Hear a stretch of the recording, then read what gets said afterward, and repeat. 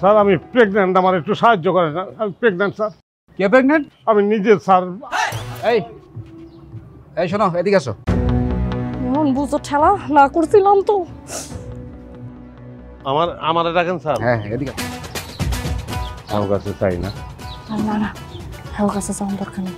বুঝা লাইলে আরে পুলিশে কি পেড়ে হাত দিয়ে দেখবো নি? যেই অভিনয় করবো জীবনও বুঝবো না। তারপর আমার মনে হচ্ছে জানালই তার অন্যদিকে চাই। চল এই এদিকে আসো।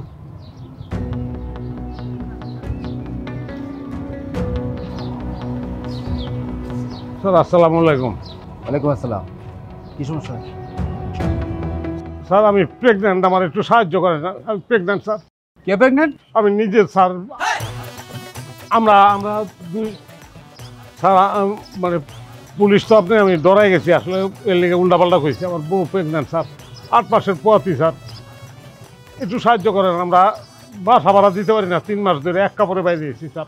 বইয়ের এই অবস্থায় তো তুমি এক কামড়ে বেরিয়ে চলে আসলা? কি করবো স্যার, বাড়িওয়ালায় যে ধরনের কথাবার্তা কয় স্যার, বাণিজ্যত লইয়া টান দেয় স্যার। এর লেগে আয়া পড়ছি স্যার। কি কাজ করো? রিক্সা চালাইতাম, মেরুদণ্ডে আমার ব্যথা, এর লেগে রিক্সাও চালাইতে পারি না স্যার। স্যার আমি আবার মাসের বাড়িতে কাম করতাম, কিন্তু এই অবস্থায় তখন কামও যাইতারি না স্যার। আঙ্গুরে যদি একটু টাকা পয়সা দিয়ে সাহায্য করতেন। চলো তোমাদের বাড়িওয়ালার কাছে যাবো। এই অবস্থায় কেউ বাড়ি থেকে বের করে দেয় নাকি? চলো আমার সাথে, চলো। স্যার তাহলে ওই বাড়িওয়ালার কাছে চলেন, আমরা দরকার নাই যাওয়ার তো। মানে হয়েছে কি, ওই মানে হ্যাঁ সৎ মানুষ, রিটায়ার করণের পরে লোন করে বাড়িটা করছে, মানে লোনের টাকা তো ব্যাংকে দিতে হয়, আর আমরা ভাড়া না দিলে কি করবো কন? হ্যাঁ এমনি মাঝে মধ্যে মেজাজ দেখায়, কিন্তু এমনি ভালো মানুষ। ভালো মানুষ। আচ্ছা তোমাদের আসলে সমস্যাটা কি বলো তো? সবই সমস্যা স্যার। বাড়ি ভাড়া নাকি তোমার বউকে ডাক? সব কিছু স্যার, সব। আমার বউরে ডাক্তার দেখানি, আমার মেরুদণ্ডের সমস্যা, বাড়ি ভাড়া, দিক দিয়ে সবাই যাচ্ছি না স্যার। যদি পারেন কিছু সাহায্য করেন স্যার। বুঝছি।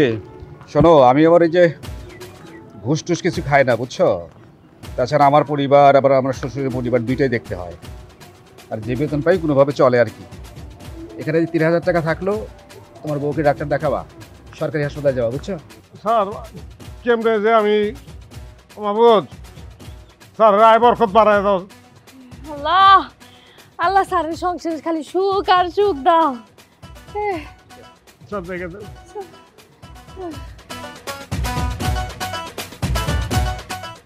এই এই শোনো, এদিকে আসো। মন বুঝো ঠেলা না করছিলাম তো। আমার রাখেন স্যার। হ্যাঁ হ্যাঁ, এদিকে আসো। আসো, কাছে আসো। আরে ওটা রাখো। এই যে বইয়ের যে অবস্থা, বুঝছো, বউকে কিন্তু খুব টেক কেয়ার করতে হবে। এই সময় টাকা পয়সা থাক বা না থাক, বইয়ের খুব যত্ন নেওয়াটা খুব জরুরি, বুঝছো? মনে থাকবে? জি স্যার, মনে থাকবে। আমি আসসালামু আলাইকুম স্যার। আসসালামু আলাইকুম স্যার।